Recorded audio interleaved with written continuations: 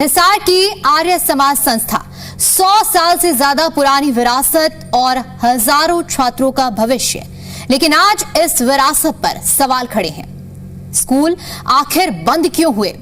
क्या इन संस्थानों को बचाया जा सकता था? क्या प्रबंधन ने अपनी जिम्मेदारी निभाई? अब हिसार जवाब मांग रहा है, हिसार मांग रहा है हिसाब। ग्राउंड जीरो से देखिए खास रिपोर्ट।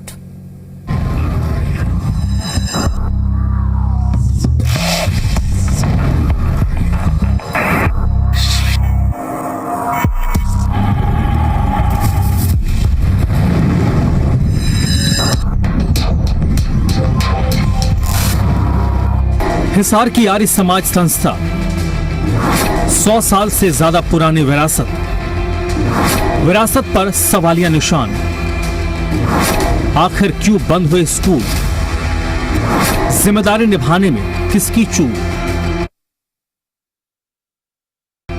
कभी यहां बच्चों की आवाज गूंजती थी, कक्षाओं में पढ़ाई होती थी, खेल के मैदानों में भविष्य तैयार होते थे, लेकिन समय के साथ तस्वीर बदल गई।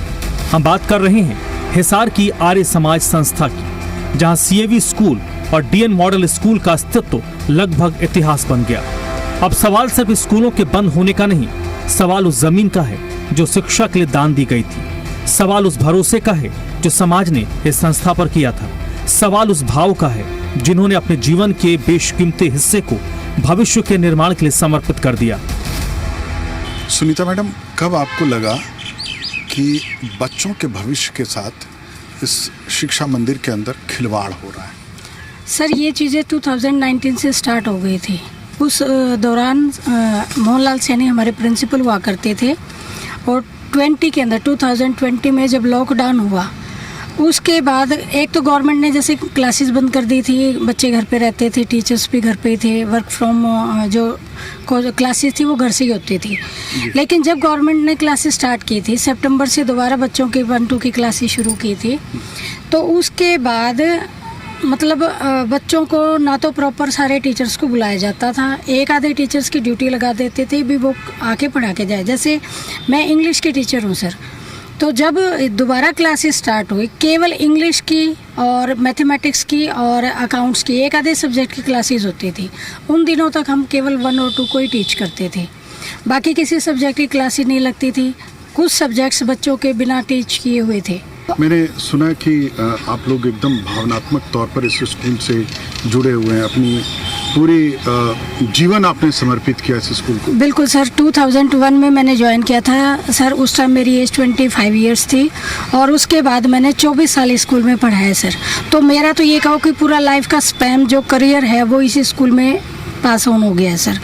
और इस टाइम पे आके इन्होंने मेरे साथ भी खिलवाड़ किया है सर, मेरे भविष्य के साथ, साथ साथ बच्चों के भविष्य के साथ भी खिलवाड़ किया।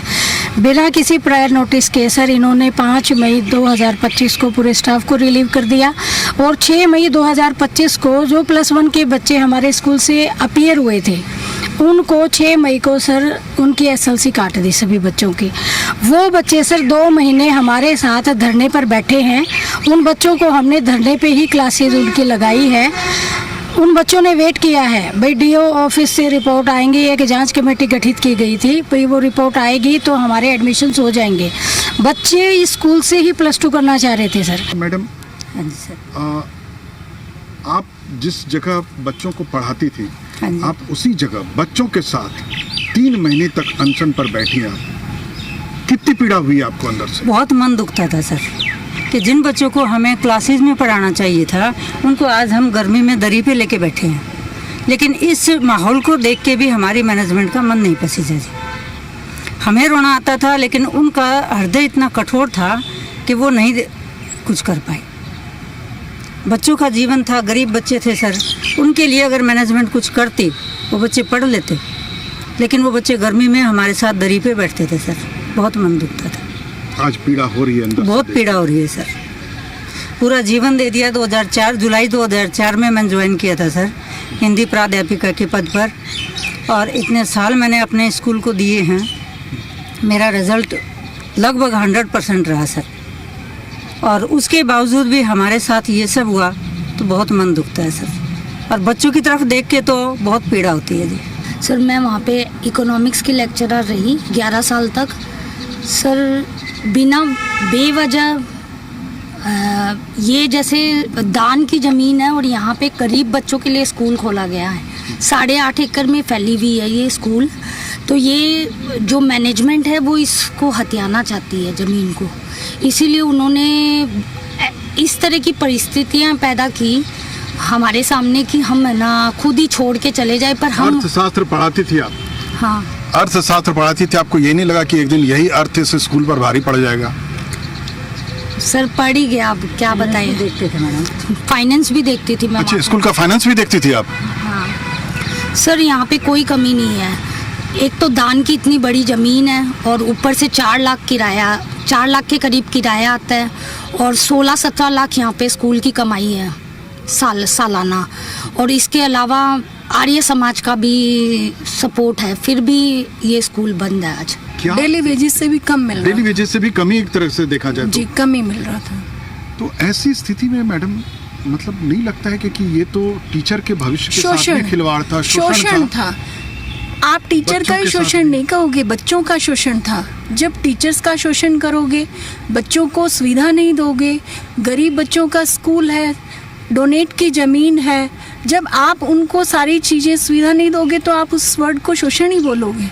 बच्चों का भी शोषण था।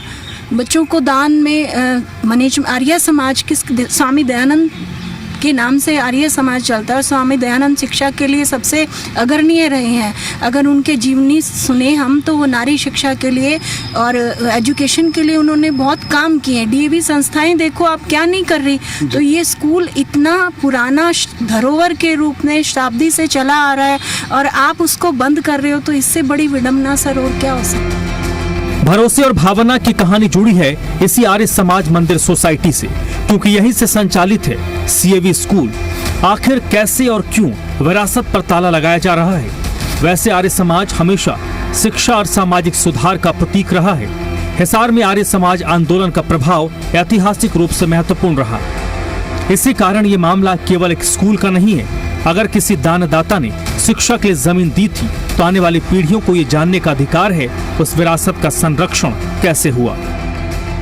हिसार में भी उसी के अनुसार 1918 में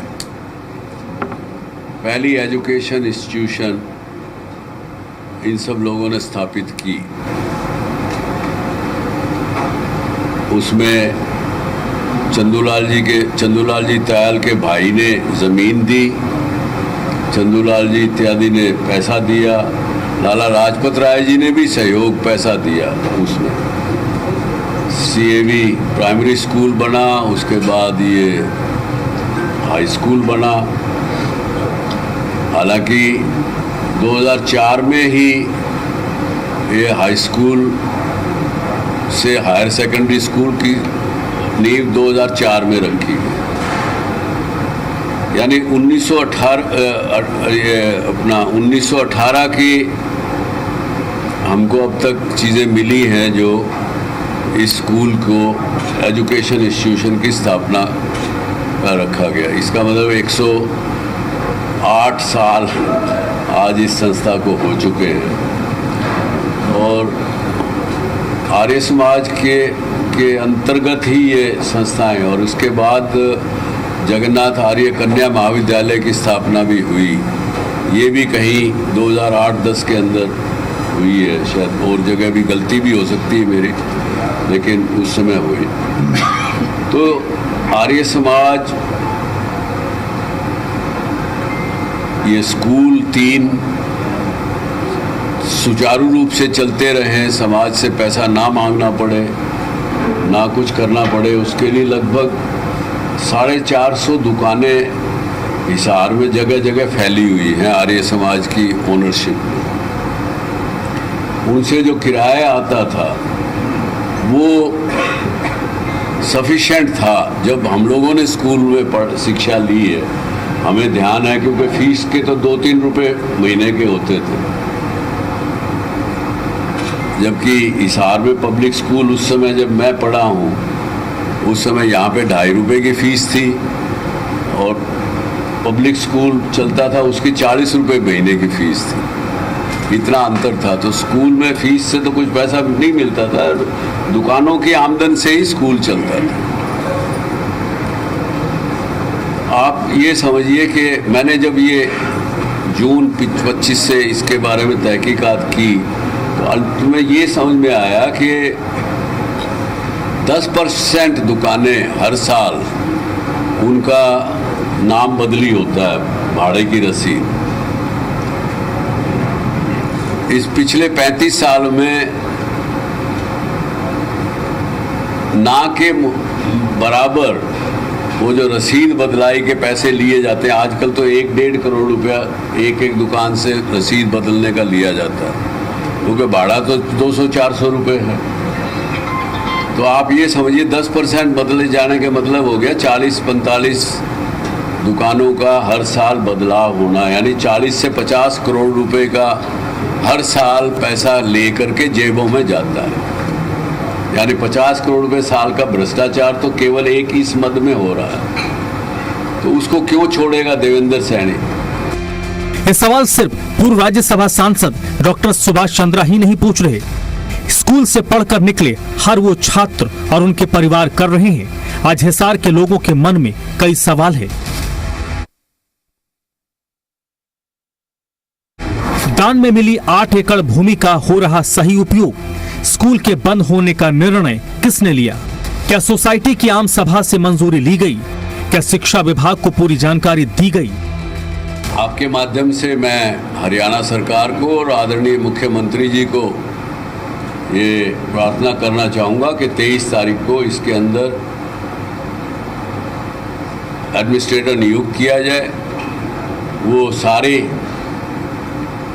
भ्रष्टाचार को उजागर करें, सामने लाएं। इसके साथ इस संस्था के अंदर नया मेंबरशिप अभियान बने।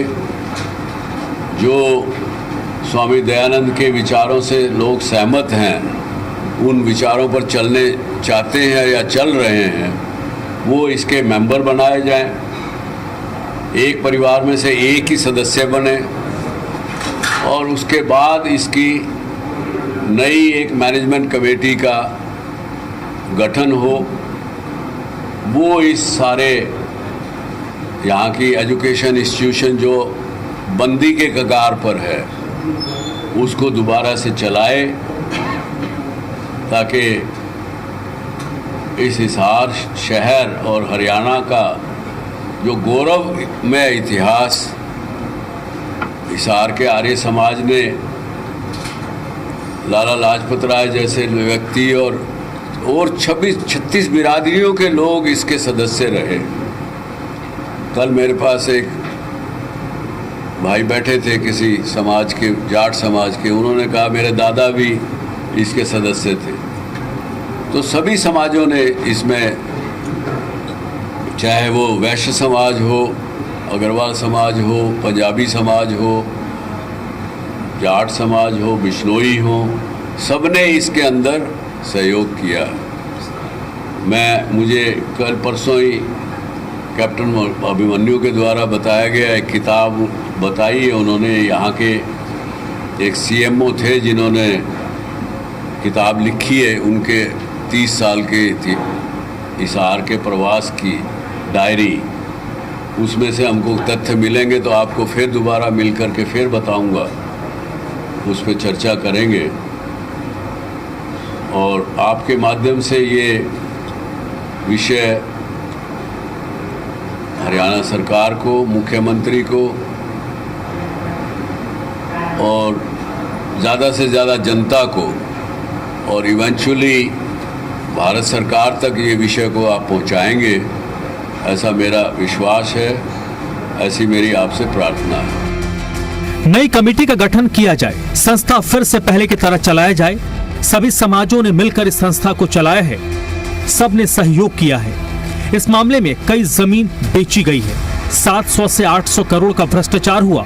इस स्कूल ने कई IAS अधिकारी दिए हैं, लेकिन जब जी मीडिया संवाददाता परिवेश वात्स्यायन सोमवार सुबह CAV स्कूल पहुंचे तो नजारा कुछ और ही था। कैमरे पर स्कूल के हेडमास्टर जगदीश चंद्र को किसी भी चीज की जानकारी नहीं थी। स्कूल बंद हो रहे हैं। आप एक मेरी बात तो सुनिए, आप लोग एकदम आ गए। हाँ हाँ, क्या नाम है आपका? नाम? मेरा नाम जगदीश चंद्र है। अच्छा जगदीश जी, ये सुनो बात सुनो, हाई स्कूल है। हाँ। वो चालू है। अच्छा कितने बच्चे हैं? बच्चे अभी मैं आपको काउंट करके एक मिनट आराम से, एकदम आराम से ही आपके साथ। सर आपका कॉपरेशन चाहिए सर, है ना? ऐतिहासिक स्कूल है सर, इसका क्या स्थिति है स्कूल की, जरा ये समझना चाहते। बिल्कुल नहीं। ये क्या है सर? बच्चे? बच्चा अब सारा मामला आर्य समाज मंदिर सोसाइटी की ओर से था, तो सोसाइटी के अंदर गड़बड़ झाले को लेकर जब हमारी टीम ने सवाल पूछा जिला रजिस्ट्रार ऑफिस से, तो पता चला कि रजिस्ट्रार साहब के पास और किसी जिले की जिम्मेदारी है। तो हर महीने में 1-2 बार हिसार आते हैं। जिस मामले की जांच के लिए हिसार के एसडीएम ज्योति मित्तल को प्रशासक नियुक्त किया गया, उस जांच में अब तक क्या सामने आया? जवाब वही घिसा पिटा मिला। सवालों के जवाब तलाशते हम पहुंचे लघु सचिवालय हिसार।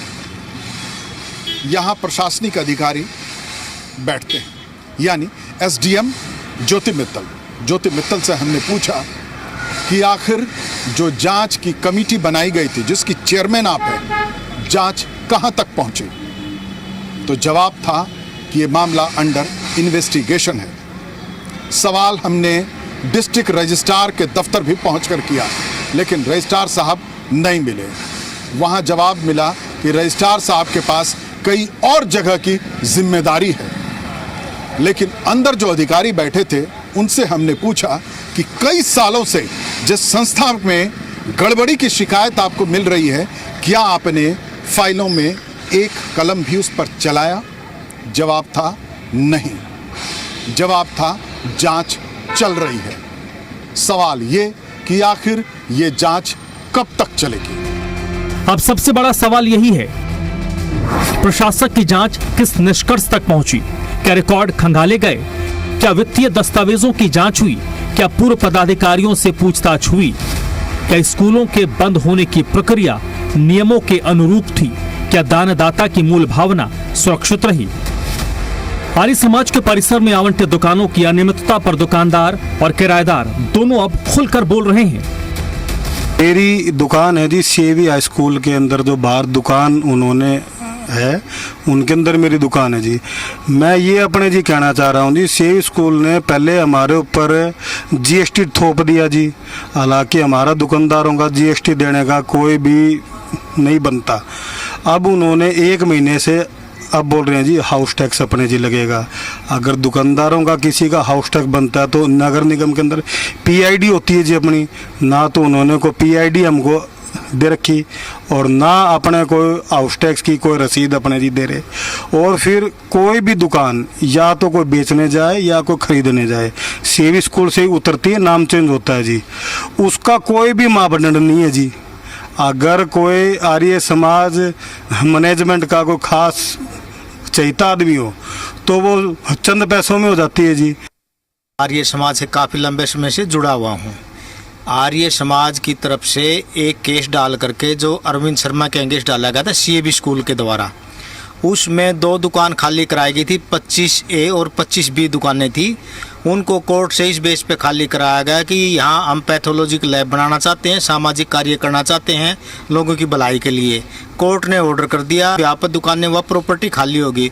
उसके उपरांत आर्य समाज के जो कथा प्रधान हैं, इनके द्वारा अपने किसी नॉन पर्सन के प्रॉपर्टी ट्रांसफ़र करके और करोड़ों रुपये में दोबारा इसको पगड़ी पे बेच दिया गया।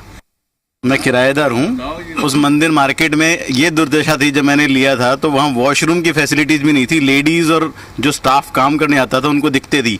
274 मेले विद फोटोग्राफ्स समाज कल्याण को डाली, स्वच्छ भारत मिशन को डाली, डीसी हिसार को डाली और इनको भी डाली आरएस में। ये तो चिट्ठियों का कभी जवाब भी नहीं देते थे। 274 मेलों के बाद तब जाके इन्होंने 3 साल में जाके सुनवाई की।